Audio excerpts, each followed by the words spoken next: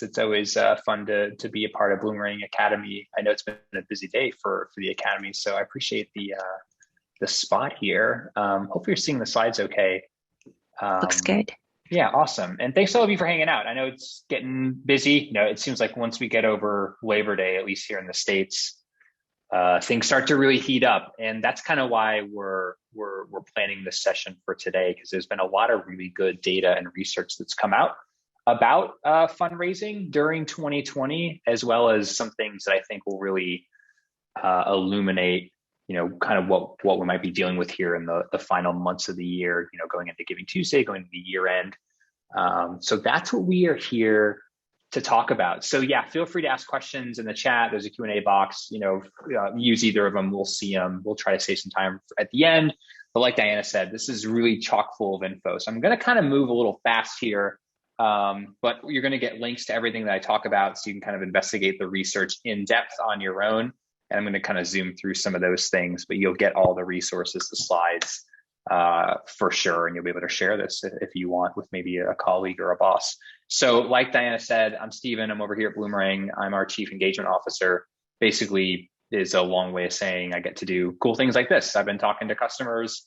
I always talk to customers, but really been doing it a lot since March of 2020 to try to figure out how we can kind of unlock this fundraising puzzle that we've kind of been dealt because of the pandemic and all of the other things that happened in 2020. Won't belabor that. You all know what happened.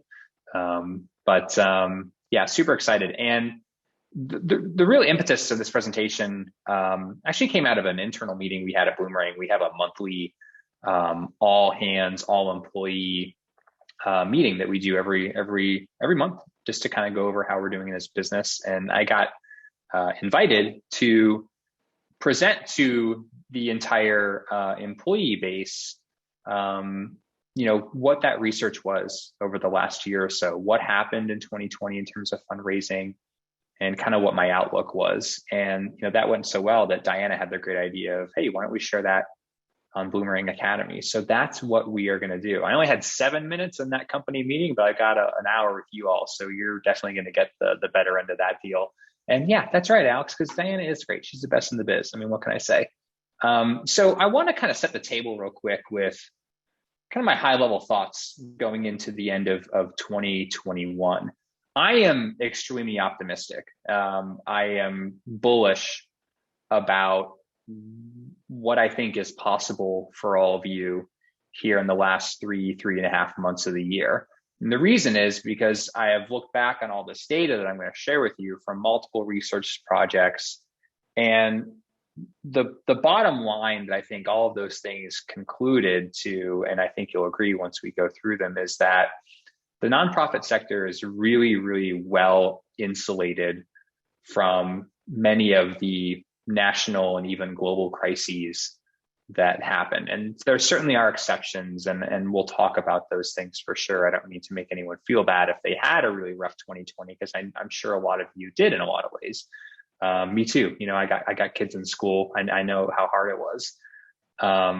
But the overwhelming data that we have really does suggest that even during times of crisis, donors respond. Donors were more generous and more philanthropic in 2020 than they have been in many, many years. I'm going to show you that data to kind of back that up. And I also want to be realistic in that, we're not totally out of the pandemic, right? It's great that there are vaccines and it's great that cases are down. But there is still this kind of looming, threat in terms of the Delta variant. Perhaps some of you are getting a little nervous about fall events. We're going to talk about those things. And I know I use some kind of shrewd language here that the pandemic is somewhat of an opportunity. I'm going to kind of explain why I say that, but I want to just call out that I don't mean to be insensitive with that language. I know that, it's hard to say that people dying and people being sick is an opportunity, but from a fundraising perspective, I'm going to kind of make the case that there are still some things that you can kind of tap into. And basically, it's the the desire amongst donors to help during times of crisis. I think that desire is still there. It definitely was there last year and even in the first half of this year. I'll show you why I think that. So I think there is some work that we can do to make year end really successful. And I think that this could be the biggest year end in terms of fundraising that we have ever seen. And I'm going to kind of show you some trends of why I think things are looking that way. And the other thing is that, there's been a very common and repeating conversation that I have been having personally with fundraisers, Bloomerang customers, some of them not Bloomerang customers, some of them, in our community. And that is one of encouragement. Since March of 2020, the most common question that I have gotten and that I have observed, maybe our support team getting, some of our customer associate team getting is this idea that, hey, should we be fundraising during a pandemic, right?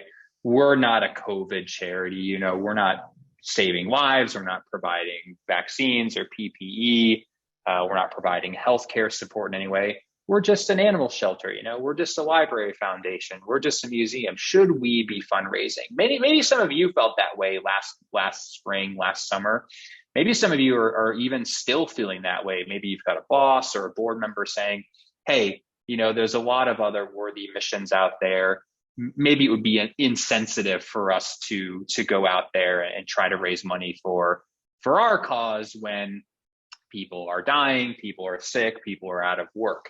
And my response every time anyone has said that to me is, no, keep fundraising. You matter. No matter what you do, all of you listening, if you're listening live, if you're watching the recording, be encouraged. The people who cared about your cause pre-pandemic still care about your cause. Yes, there are other needs out there that are pressing and important, but I would hate, going into this year end, if any of you felt this way about your own mission, that, we're not as important, we're not saving lives literally or necessarily. Maybe we should make some room for some other types of charities. Not only did we see this anecdotally amongst Bloomerang customers, but there is concrete, hard scientific data to suggest that this did not occur in the majority of donors' minds last year, this year, and I don't think that it will occur again in the last 3 or 4 months of the year. They cared about your library, they cared about your park, they cared about your ballet. They still do. They're still passionate for those things. So I want to get into the hard data that I think will back up some of these claims that I'm making. I'm going to lean on a multitude of sources, but primarily 3 major research initiatives that actually are conducted every year, but that I was looking for very intently in the first months of 2021 to get my hands on these reports. And the first one probably won't surprise you if you are a Bloomerang customer or someone who follows Bloomerang. You probably are aware that we are very involved with the Fundraising Effectiveness Project. This is an annual study on donor retention that is done in conjunction with not just Bloomerang, but even some of our competitors, which I actually would think is kind of cool and would like to call that out. It's not very often that competing businesses collaborate with each other for the good of the sector that they serve, but that is true in the case of Donor Perfect and Neon. So shout out to them. I don't mind saying that at all. But we send FEP our anonymous customer data, and they take all of that data and release a report every single year. And the latest report on 2020, which you can imagine for me was very hotly anticipated, but had a lot of really interesting insights into what happened during 2020. And a lot of them were very positive. I want to go through quickly the bad news, because there were a couple of negative points in this retention study. So what this study does is it looks like the percentage of donors who gave in 2019, how many of them came back and gave again in 2020. Of course, a year of unprecedented need and lots of different crises going on. All 3 of these retention metrics were down by a couple percentage points at most, but all 3 were down. So the average rate, so this is all of those donors who gave in 2019 who came back in 2020. So regardless of how often they had given, gift amount, channel, it was everybody. That average rate was 43.6%. And that has been about status quo for donor retention since, the almost 15 years that FEP has been looking at this. It's usually between 40 and 45%. It was down slightly. I think it was around 45% last year. So that was down a little bit. The first time rate, and this is one we're going to talk about a couple times during this presentation, was also down. So this is the percentage of people who in 2019 gave their first gift to these nonprofits. Only about 19% of them came back and gave again in 2020. That was also down. Last year was around 20%. It took a hit for sure, and now is below 20% for the first time. And then the repeat rate, these are donors who had certainly given in 2019, but also given in another year prior, 18, 17, they had been giving consistently and gave again in 2020. And that rate also fell slightly, but was down to 60%. So like I said, though, these retention rates have been about status quo, kind of 45%, 20%, 60%, but they were slightly down year over year. So that is definitely worth mentioning. So like I said, that rate was 45%, now down to about 43, 44% if you round up there. So 2020, we did take a little bit of a hit on retention. And one thing that we're definitely keeping an eye on at FEP is that first time rate. So you remember the 2020 number was around 19%. That has been steadily falling over the last 5 years. So for whatever reason, it seems to be harder to get a first time donor to give a second time. So again, something you might want to keep in mind. We're going to talk about this specific scenario a little bit later on in this presentation, but that may also be something you want to look at for sort of your own efforts there. Now that was the bad news. Now the FEP study looks at other things besides just those three retention rates. And the rest of the news not only was really good and encouraging, but was significantly better and more encouraging than certainly I anticipated. I think a lot of us at FEP were also surprised by how positively the sort of donor community responded during 2020, right? So thinking back, okay, it was a tough year. A lot of people lost their jobs. The economy went into a recession, and then obviously the sort of the pandemic and what COVID did for people's health. But despite all of those things, donors stepped up during 2020 in a way that we had not seen, I don't think at all in FEP in the 15 years. We had 7% more donors, so more individuals who gave in 2020 than gave in 2019, up over 7%. So more people sort of entered that philanthropic arena. Those people gave almost 11% more in 2020 than they did in 2019. So more people and more dollars entering the sector, which is great. And then the really astonishing thing to me was the amount of donors who were giving for the first time, a massive increase in first time donors, almost 19% increase from 2019 of people, again, making their very first gift to these organizations. Again, that would be something that I would be interested in if you maybe experienced that phenomenon where you had a lot of new donors in 2020 for the first time.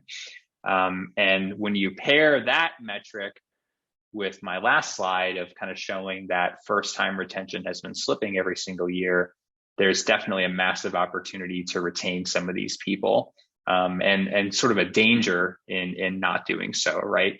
So you think, oh, dang, almost 19, 20% new donors, and we're going to lose 80% of those people. That would definitely be a bummer if that happened to you this year. So we're going to talk about some of the things you can do to retain those people. And then the last thing that was also up was the recapture rate. So the recapture rate is the percentage of people who gave in 2018, did not give in 2019, but came back and gave again in 2020. So they essentially missed or skipped a year. That number was up quite a bit, almost 14%. And the average recapture rate has been in the single digits. It's been around 4 or 5% in previous FEP reports. So for that to go from 4 or 5% to 16, 17%, that's pretty significant. And I infer that because 2020 was such a year of great need, donors again responded, right? They were giving, they had stopped giving. 2019 was, a normal year, as normal as we can get these days, I suppose, but came back, likely my guess is because of the enhanced need that 2020 represented. So again, something for you to look at perhaps is, hey, did you have some people who gave in 2020? Maybe they missed a year or two, but came back. Again, an opportunity. We want to retain those people. We want to make sure they keep giving. We don't want them to lapse again. So very significant there. And then among the dollars that were sent in, how did that kind of break down in terms of the giving pyramid? Now, it's tempting to sort of assume that, yeah, it was a bunch of rich people. It was a bunch of those major donors that made that difference in 2020. That cohort was up for sure, up a little over 10%. But so was sort of those mid-level givers and those sort of small dollar donors. And I say small with a lot of respect. $250 I know is a lot of money to some people, and maybe even $20 or $50 is a lot of money to those people. That was the biggest increase in terms of that kind of slice of the pyramid. Those small dollar donors under $250 up 15%. So not only did donors respond, right? But it was those small donors that really stepped up to the plate, which I think is worth noting because it was such a tough economic year, right? Unemployment was up, of course. Budgets were stretched. Mine was, maybe yours was too, I would imagine. But despite that, those donors still, chipped in to help out the causes that they love. And that certainly tracked with my own sort of personal observation. I mean, all through last year and even this year, I cannot log into Facebook without seeing, a fundraiser or a peer-to-peer fundraiser. I'm getting emails all the time, right, from peer-to-peer fundraisers and things like that. People want to help, right? And they're willing to chip in $5, $10, $20, even during times of crisis. So to summarize, increases in donations and donors entering the fold in 2020, and then that massive increase in brand new donors making their first gift. Now, all that's good. Capture rate was up. We talked about that, but those retention rates are falling, specifically that first time rate. So one thing I would challenge for you is looking back on your 2020 donors, who were the people who made their first gift in 2020? Have they given yet again in 2020? That may be an opportunity for a special campaign, maybe something, specifically geared for Giving Tuesday or your end campaign. We'll talk about those things. Now, that's just one piece of research. And maybe you're saying, okay, that's great, but that's not every nonprofit in the sector. And yeah, that's true. And then your mileage may vary. But there were also a lot of other research studies that came out, not just after the pandemic, but during the pandemic that point to similar phenomenon, looking at completely different data sets, different nonprofits, different donors. This is one that came out from the IU School of Philanthropy in September of 2020. And it was a nice kind of bellwether, it was very much mid-pandemic, certainly even, kind of early pandemic, even though it was September. They basically found that donors were still willing to help, right? Over half of US households were engaged in some kind of charitable activity because of the crisis. Almost a third of them gave directly, and almost half of them gave indirectly. So this was the kind of thing that I was kind of sharing with people, like, no, be encouraged. I know it looks tough out there. It looks dismal. We got this impending, election cycle that, of course, was really nasty. People are still, willing to support the causes they care about. Don't put yourself on the sidelines. Don't put yourself on the sidelines. And then once the entire year had elapsed, Giving USA came out with their report. If you've never purchased a Giving USA report, I think it is definitely worth your time and your investment in that. A lot of the kind of top level findings they put out for free, but if you want to kind of dig into the nitty gritty, there is that, paid option for you. But I've got those top level numbers for you. If you've never heard of Giving USA, it's a study that the Giving Institute puts out every year that just kind of looks at the kind of overall slice of the fundraising pie by kind of the main channels of giving: individuals, foundations, bequests, and corporations. Every one of those channels except corporate giving was up. So individual giving was up 2%.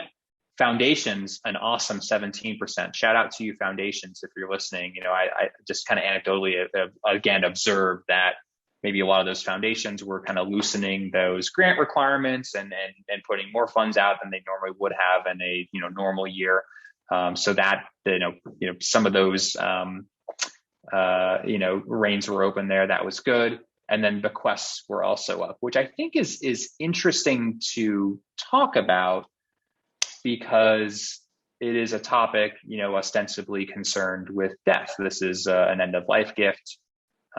These are realized bequests, but also in a year where there was a lot of death occurring. And one, not as common as that other question I mentioned, but another common question that we were getting even now is, should we still be doing bequest marketing? Is that insensitive during a pandemic? And again, the answer is no, don't stop, right? The best bequest marketing campaign isn't really about death, right? It's about legacy. But that's a topic for a whole other academy class, although we do have a lot of really good resources on our blog, and we have done other webinars on legacy giving, and we can definitely connect you with that if you're interested. And of course, corporations was down. Not too surprising, right? Those for-profits, they were probably tightening their budgets, trying to weather their own economic storms. And certainly a lot of sectors were hit harder than others, restaurants and hospitality. So not a too big of a surprise, but I do want to call out that increase in individuals, up 2%. The fact that it was up even 0.1%, I think is significant. Again, individual donors respond during times of crisis, and this was no exception. Most subsectors of nonprofits saw an increase. Now, I want to be really sensitive here because I know some of you are in these subsectors that saw a decrease. Shout out to you, arts and culture organizations. You're awesome. Our hearts go out to you. I know that was a particularly tough year for you. And maybe you're in some of those other subsectors and saw a decrease. And we're going to talk about some things that maybe you could do to perhaps mitigate those even through the rest of the year. But we did see increases in most of those categories. So again, be encouraged that even though we had a health crisis, donors were still willing to give to other causes. And I know that every cause is affected by the health of the population. It's not to say that you're totally insulated, but this idea that, we're just a boys and girls club, or we're just an environmental organization that's trying to protect this one little watershed. People still care, even no matter what is going on in the world in a lot of cases. So to summarize that one, increases in individuals, foundations, and bequests, and then that slight decrease in corporate giving. And the corporate giving one is interesting to talk about, as maybe you approach corporate sponsorships for your events, and other areas of corporate giving. You may perhaps adjust who you ask depending on the sector of business that they operate in. Perhaps avoiding those hospitality and, food service industries, but a lot of industries did really well, right? There's home improvement, cleaning services. Those organizations may actually really need someone to sponsor. They may really need that outlet. So be encouraged that even though that number was down, I think there still is a big opportunity for that corporate sponsorships or corporate giving, depending on who you ask and how you ask them.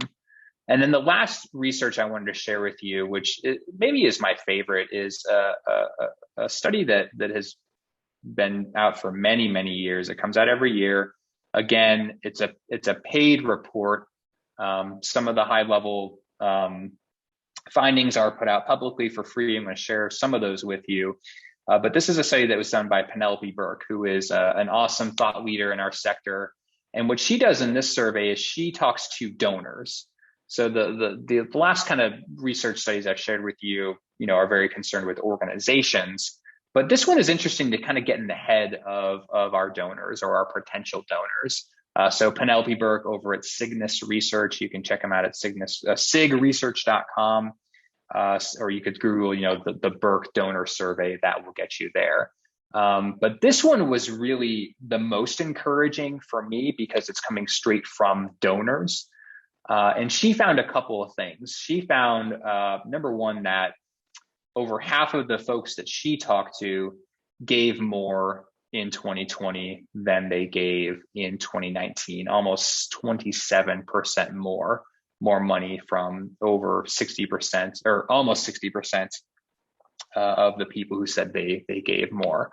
So when you kind of combine this with FEP and Giving USA, I think it's pretty definitive that donors do step up during times of crisis, but it doesn't happen automatically. And we're going to talk about some of the things tactically that you can do to kind of unlock this potential generosity that seems to be out there. And there was some interesting color commentary here. I just kind of want to highlight a couple of things. Among those people who said they gave more, 74% cited the pandemic as the reason they gave more. And these people didn't necessarily only give to healthcare charities. They gave to all kinds of charities because everyone was affected by COVID-19, right? Even if you weren't necessarily working in sort of the healthcare sphere. A lot of them also said that stimulus check they got kind of represented, expendable income from them, right? A lot of folks who got a stimulus check didn't necessarily need it to pay their rent or make ends meet. So almost a third of them said, yeah, that's just what I donated ahead. And that's something, again, that we heard sort of anecdotally throughout last year. We got a lot of, $1,200 gifts and $2,400 gifts because the folks didn't really need the stimulus payment. So again, my point is donors stepped up and are continuing to step up even through this year. We're going to talk about those things. The other thing that was very interesting is not only did donors give more money, but they gave to more organizations in 2020 than they had in previous years. And this is significant because to see over a third of people giving to 6 to 10 organizations, that is a significant increase in what previous research had told us is common amongst the typical household here in the States. The IU School of Philanthropy previously had found that most households barely break 3 or 4 charities, right? On average, if you think about kind of what the typical middle class household looks like, 2 to 4 charities maybe, and even among those 6-figure earners only goes up to 4 or 5. So to see 6 to 10 organizations supported in 2020 again speaks to the generosity of kind of the donors here, at least in the States. So again, the color commentary here, only 8% gave to less organizations, and 75% gave to at least the same number of causes. So they didn't necessarily tighten those belts.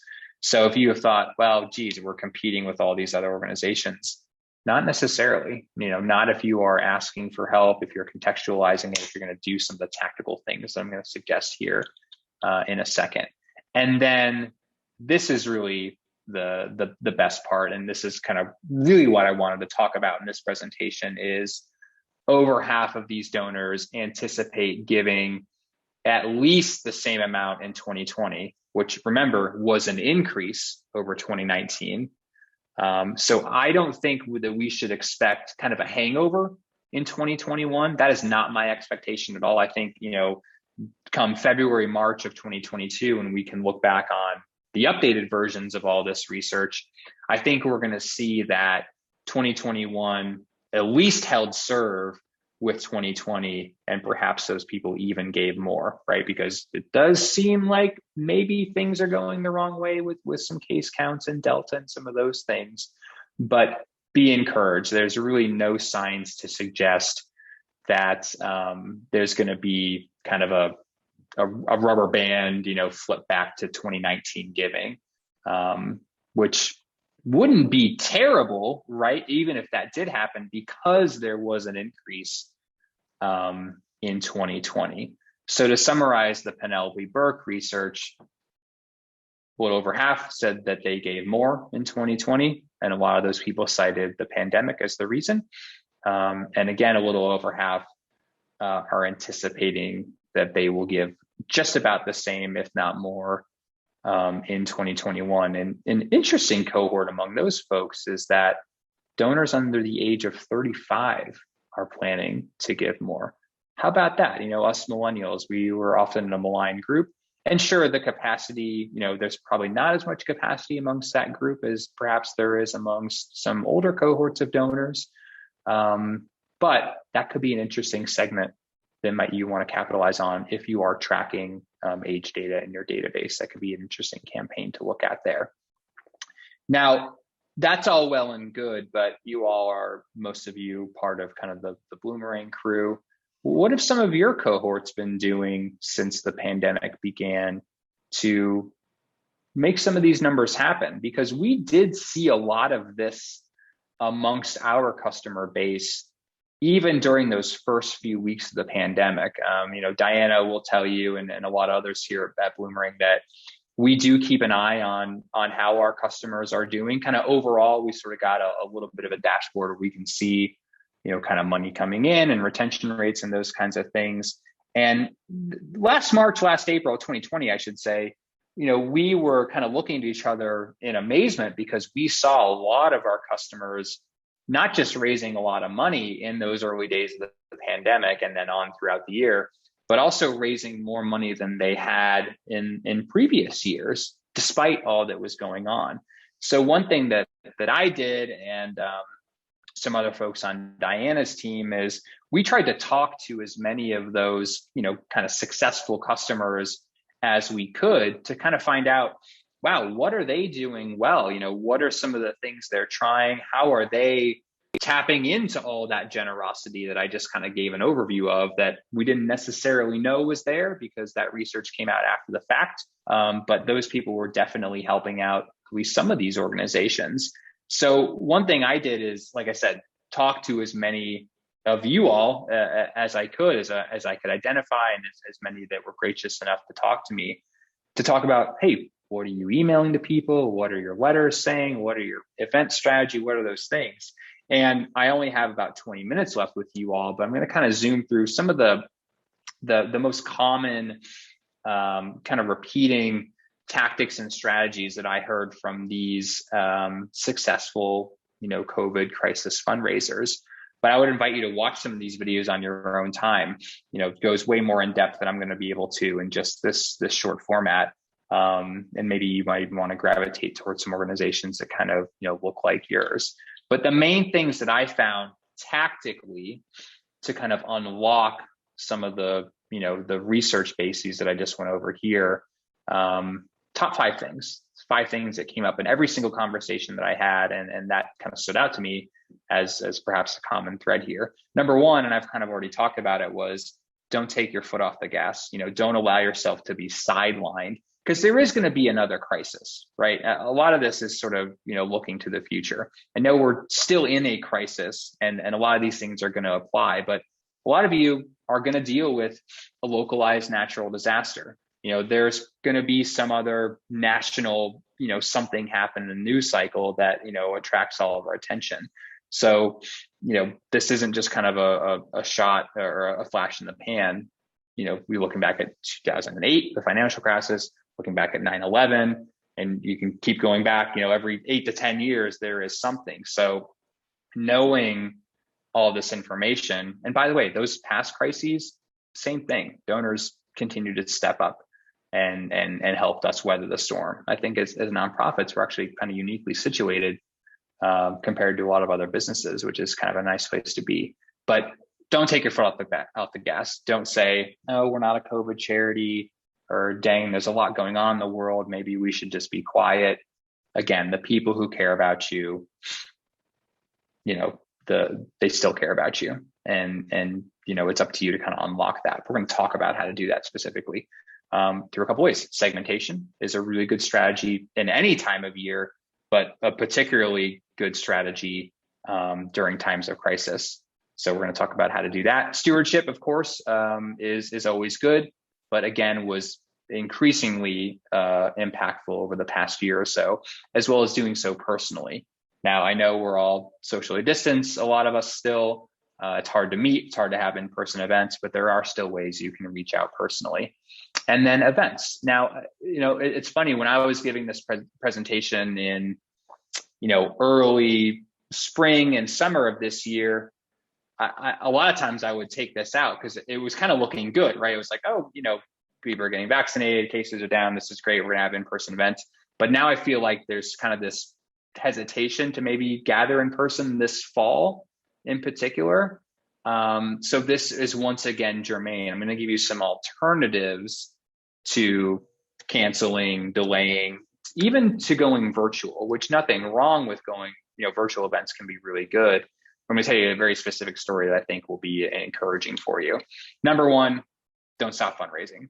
I know I keep mentioning this, but it's a little nuanced. One thing that we found to be really impactful, I think you can still do this if COVID is still affecting you, which I would guess that it's affecting everyone at least a little bit, is talk about it. Don't be afraid to address that elephant in the room. Amongst our customers that asked for help versus the ones who didn't, who maybe sent less emails, sent less appeals, the ones who asked did better, right? And that probably doesn't surprise you. But even among the group of people who asked, there was some bifurcation. The people who asked and also mentioned COVID and kind of contextualized it for how they were affected, those appeals outperformed the ones that didn't do those things. It did not mention the pandemic or how they had been affected. And maybe they weren't affected, which is really good. And I'm happy for those folks. But my guess is that a lot of them were affected, but weren't talking about it. Maybe they bought into this idea that donors were fatigued. They're not. There's no evidence of that at all, by the way. Or maybe they didn't want to bother people or, take anything away from other charities that were, on the front lines. Whatever that is, talk about it. If you are being affected by any crisis, and that's be COVID, but if you're being affected by something, tell donors, because again, they respond to crisis, right? I just shared with you almost an hour of research to state that fact. So talk about it. So don't be afraid, not just to ask for help if you need it, but also kind of contextualize that need for whatever is kind of creating that need, if that makes sense. So there is a little bit of nuance. And yeah, don't worry, we're going to get into stewardship examples. Don't worry, I'm going to get examples of all these. Second thing is segmentation. Now, segmentation is basically just a fancy way of saying we're going to talk to different people differently, right? We're not just going to send one email or one appeal to everyone in Boomerang. We're going to send a smaller appeal to this subset of donors and a different looking appeal to this subset of donors. And I know this can represent a lot of work. It's like, oh, wow, I have to have different versions of all my thank you letters and different versions of an appeal. But it is well worth the time and effort to do so. And I want to give you an example that came straight out of the pandemic from a customer of ours. Shout out to Sarah. I don't know if she's in the room, but if she is, I hope she's not embarrassed if I tell this story. But Sarah runs the donor programs up at this animal shelter near Portland, Oregon. And we talked about this, and you can watch the full video on your own time if you want. But segmentation came up very early in the conversation. And they did this awesome appeal. I think it was late March, early April of 2020, where they needed some help, right? It was kind of a crisis appeal. And rather than sending an email to everyone in Bloomerang, she created 3 distinct groups of people in the database that she sent a kind of a slightly different variation of that email to, that kind of spoke to sort of the background of that potential recipient and also asked for something different. And I'm going to kind of quickly paraphrase here, but the 3 groups were recent active donors, lapsed donors, and current monthly donors. Now, those are 3 very different groups of people, right? And I know you have to kind of squint your eyes to see the differences in these emails, but they speak to those groups differently and ask for different things, particularly the monthly donor email on the far right, where they're asking the monthly donors to increase their giving amount versus the other two where it's just kind of a, kind of a one-time gift, right? And we talked about this, we didn't A/B test this, but Sarah and I feel very strongly that if they had just kind of flattened this email and sent it to everybody and it was a little bit more generic, then it probably would not have been as effective as kind of splitting it up. So when you think about your segments, and the research, I think there are some pretty clear segments that you might want to capitalize on. And I touched on this one already, but given that immense increase in first-time donors that happened in 2019, and I know your mileage may vary, but if you experience this, that may be a segment that you want to communicate to on its own, right? People who've only given once, they have not given twice yet. And you can see the retention rate increase. It goes from 20% to 60% if you get those donors to give a second gift or a repeat gift. So, that could be a special appeal that only goes to those people, that is specifically designed to get them to give a second time. But if you have monthly donors, always a good segment. I have a lot of monthly gifts myself personally, and I've been giving the same amount for years and years and years. And if they ask me, can you go from $7 to $10 a month, Stephen? Yeah, sign me up. Let's do it. And I know I should go in and do that myself, and I probably need to do that. But if I was asked and I given the option, yes, let's do that. That's a pretty easy one. So make it easy for your donors, but talk to them in an individual way, or at least in a small group way, rather than kind of a one size fits all way. Always good strategy, but definitely impactful during times of crisis. Stewardship. Stewardship is always a good idea, but again, even more powerful during times of crisis. This is a stewardship email that went out from that animal group that I talked about before. We had the 3 emails. So that wasn't the first email that monthly group got asking them to increase their giving. It was preceded by this email, which was a pure stewardship email. Didn't have an ask, was just a pure thank you. Hey, you're a monthly donor. You're awesome. You're keeping the lights on. We're so thankful for you for being a monthly donor. Thank you. Thank you. And we feel pretty strongly, again, that if this email had not been sent out ahead of that segmented one, that segmented email with the appeal maybe would not have been as impactful. So saying thank you or giving an update, kind of apropos of nothing, no appeal, no strings attached, in a segmented way, may also be something that you want to try here leading up to year end, especially if you've got a big campaign looming, like maybe a couple weeks before Giving Tuesday or a couple weeks before your holiday appeal, if that's your schedule. Just a nice pure thank you email to select groups of people that kind of reads differently. And then a couple weeks later, or a week later, they get that appeal that hopefully again is segmented. I think it will be a little bit more successful. But if any of you are pivoting, I can't believe I almost went 15 minutes without saying pivot, but I won't say it again, I promise. I know we're sick of that. But if you have changed your services, if you're doing something different, tell people. Your supporters want to know these things, and you should be proud of these things, right? I'm a YMCA. Our family is a YMCA family. Actually, there's the one we belong to is just next door to Bloomerang over here, and our YMCA did a lot of different things. This isn't my exact YMCA chapter, but we have a lot of customers in this cohort, so we kind of see their things. And hey, our doors are closed, but we're providing childcare for essential workers. We're providing meals. We're still doing virtual classes.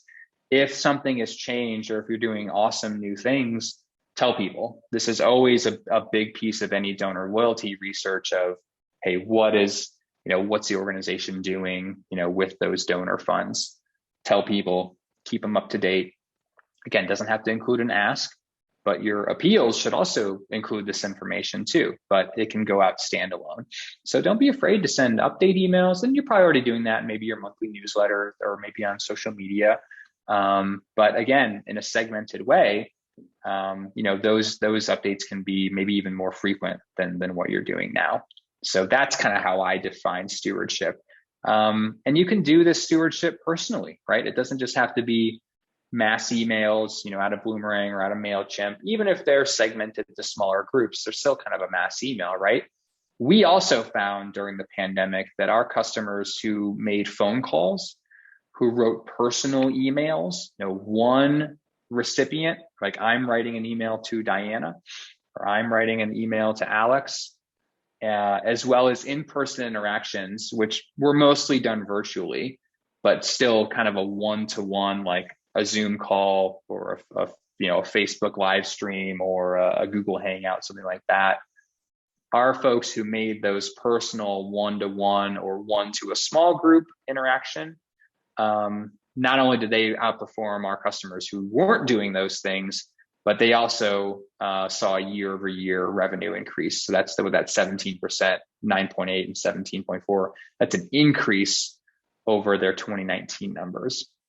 And this has continued, right? Some of us are still socially distanced, right? We've been isolated. We're craving those in-person connections. You as a nonprofit, you may be the only entity other than maybe a small group of friends and family members that reaches out personally to say thank you. Thanks for becoming a donor. Thanks for being a monthly donor. Hey, Alex, just wanted to write you a quick email to say how much we appreciate you. Taking the time for that one-to-one outreach, I think, again, will really pay dividends. And September is a really nice time of year to do this, again, because you can sort of prime the pump and start to kind of butter up people, if you'll forgive the shrewdness of the phrase, for some of those fall appeals. So, maybe try to weave those things in. Calling first-time donors, that's been a big driver of first-time donor retention specifically. So considering that rate is only 19, 20%, that could be a good cohort of people to make phone calls to, right, when they become a donor, right? If you get a phone number, perhaps, don't go creeping on them to get their phone number. I'm not necessarily recommending that. Your monthly donors, writing just an email to a monthly donor, maybe once a day, or, do a couple on Friday. Hey, hey, Allison, thanks so much for being a monthly donor. Just wanted to say thanks. You're awesome. Here's a quick update if you've got one. That will stand out, kind of surprise and delight some of these supporters in a one-to-one way. Can make a really big difference. And then events. Now, this one, I just hate that I'm even talking about this, because I feel like we should be out of the woods, for in-person gatherings going into the fall. But I'm sure some of you are maybe a little nervous about that. And we obviously were experiencing that last year. I want to tell you a quick story. I don't know if they're in the room or not, but Peace Learning Center, or Peace Community Center, forgive me, Peace Community Center, they're one of the folks I talked to in those testimonial videos, if you want to watch that discussion. But they were in a rough spot, right? So the pandemic started in March. They had this big event scheduled for March 27th, and they had to make a really quick decision. And something I observed, and I don't mean to tease anyone, but a big thing I observed last year was, well, let's postpone the event, right? Let's postpone it till summer. Let's kick the can down the road a couple months. That always broke my heart a little bit, because the future is always uncertain, right? But you're also kind of delaying that revenue, right? That maybe you could really count on right now. And so if any of you are kind of feeling like, oh, dang, we got that event in October, November, maybe we should delay it till February, or, maybe we should just skip it this year. Let me give you an idea instead to kind of get your gears turning. I think will help you generate some money. So Peace Community, what they did was they didn't do the event in person. There was just no way. It was, the timing was not right. I mean, no one even really knew what was going on in March of 2020, but they didn't cancel. And they didn't go virtual necessarily. And again, nothing against virtual events. If any of you are going to do a virtual event this fall, great. And we got some resources to help you out if you want some help on that. But what they did was they said, okay, we're not going to meet in person, but keep the date on your calendar, because we still have this goal and we got something cool to share with you. And so what they did, and if they're in the room, feel free to chat in if I misrepresent this at all. But what they did is they took the content from the event and repurposed it into an email campaign. So at the live event, they were going to have speeches and videos and presentations, and had all this content kind of planned. What they did is they took it and they kind of repackaged it into a multi-touch email sequence that went out between that sort of postponement email and the live event date. So it was like maybe 10 days, 12 days. So every third day, every fourth day, there was this nice email with a great story about all the awesome things that the organization does, a video, some kind of story, and a clear call to action, like donate here. We still have this goal. This is what we were going to raise money for at the event. We still need your help. And by the end of the email sequence, and they had I think a little bit of a silence phase too, but they raised almost 18 grand more than their event, than their goal, without the in-person event. And perhaps, not the stress of putting on a live event. Now, I'm sure this was stressful in different ways, and that probably evened out. But I think it taught them like, oh, wow, storytelling, clear calls to action, kind of a rhythm, kind of a steady drum beat, that can raise, as much or more money as that live event. So this could be something that maybe you want to try if you're getting a little bit nervous about your fall event. You're thinking, well, let's cancel, let's postpone it. Don't postpone that revenue. I would hate that if that wasn't on your books in this calendar year, if you made push to next spring or next summer or something like that. And by the way, you can do both. You can do an event, and you can also do an awesome storytelling focused campaign, and perhaps raise a lot of money there. So just an idea, just to kind of get you thinking that and I'm not an anti-event person. I mean, I made fundraising videos for events for the first, almost decade of my career. So, shout out to events. It's not anti-event, but the storytelling, the impact, those clear cases for support, that's what gets, the money rolling in. And you do that at an event, but you don't need an event necessarily to do those things. And then the last thing I want to share is it's September when we're recording this. The fourth quarter is always the biggest quarter. And we saw this in the FEP data. The Q4 of 2020 was up 10% over Q4 of 2019. And this always surprises me, even after how many years has it been since the tax law change, there isn't necessarily that, calendar incentive to make that last minute gift, but it still seems to be ingrained in us psychologically, us as in donors, to make that last minute gift. So this is the time, folks. And September is a really good time to maybe start some of the stewardship activities so that you can get those appeals, responded to in perhaps a more effective way. If maybe you start to kind of prime that pump with some stewardship messages. And not only Q4 is 3 months, Q4 is kind of nuanced. We always see the most in the last week of the year. Again, I don't know why, but people are like, oh, I didn't give this year yet. Let's make that in. Even bigger than Giving Tuesday is that week right before New Year's Eve. And shout out to Giving Tuesday. Again, not anti-Giving Tuesday, but even as that grows every single year, and you should participate in Giving Tuesday, don't stop. Don't make that the end. That should be the beginning in a lot of ways. And I know it's a holiday break for a lot of folks who celebrate those holidays at the end of the year. And I know it kind of stinks to say this, but you might want to be working that week, right? At least have something scheduled. Make sure that your online giving forms are working. Make sure somebody is answering the phone or email, because every year I hear some horror story of, oh, geez, somebody called in New Year's Eve, wanted to make a gift, and we missed it because the office was closed. And maybe some of you, working from home, that's no longer an issue. You're not tied to a physical phone in that regard. But honestly, New Year's Eve, I would have an email queued up. That's my tip for you, because there's still a lot of last minute people. And if you can do it in a segmented way, if you can have a couple emails to a couple different groups of folks, that could be cool too. Monthly upgrades. Hey, you're a monthly donor. Thanks so much. We love you. Would you be willing to upgrade your gift for 2022? That could be cool. First time donors. Hey, we're so welcome, or we're so happy you joined the family of donors this year. We'd love for you to give again before the year is over. And I'm not a great copywriter, but I think you can see kind of what I'm getting at here.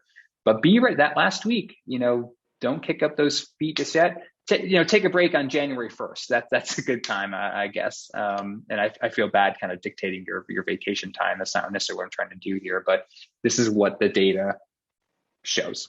So, keep yourself off the sidelines. Don't decide for donors. If you decide that a donor is not going to give and don't ask them, let them make that decision. At least ask, and they'll reward you for doing so, I believe. Contextualize the need. If you're still being affected by COVID, if you're being affected by anything, external, tell people, because that is what seems to unlock that generosity. Segmentation, I've talked about ad nauseum. We've got segmentation classes that dive deep into this. Diana's done a good job of putting that stuff together. That pre-ask stewardship, right, where you're sort of priming the pump, a couple weeks before a major appeal, maybe that segmented group gets just a thank you apropos of nothing. And pick up the phone. The phone is so powerful, especially for first-time donors. We've got a lot of research to back that up and even get into. Calling a first-time donor increases their retention, just period. That's not just from us. Penelope Burke has found that. A lot of other people have done research into that all corroborate that. So every Friday, a half hour, go into Bloomerang, run a report, your first-time donors this week. Put in that column for a phone number. If you got a phone number, you'll see it, and call those people and just say thanks. That's thank them for joining the family of donors. I think if you do that, much greater chance that they give again before the end of the year. But last week of the year, Giving Tuesday is great. Giving Tuesday does not cannibalize year-end giving in the subsequent days of December. There's no data to suggest that.